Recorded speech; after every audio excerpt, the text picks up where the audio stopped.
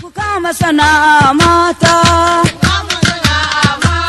kai ku kama sana'a mata, kai ku kama sana'a mata, macen da ba ta sana'a aurace. Kai ku kama sana'a ji.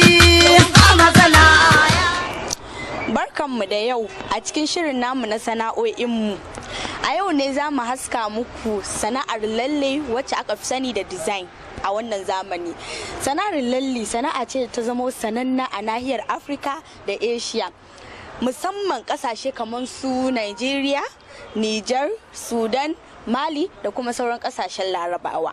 Zan so ku biyo mu don ganin ci gaban da aka samu a ƙarƙashinta.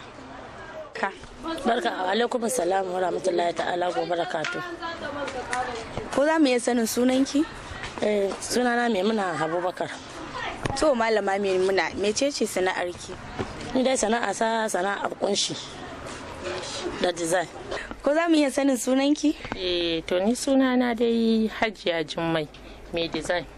To Hajiya Jummai Mai design makera.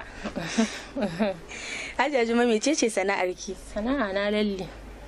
To ko za mu iya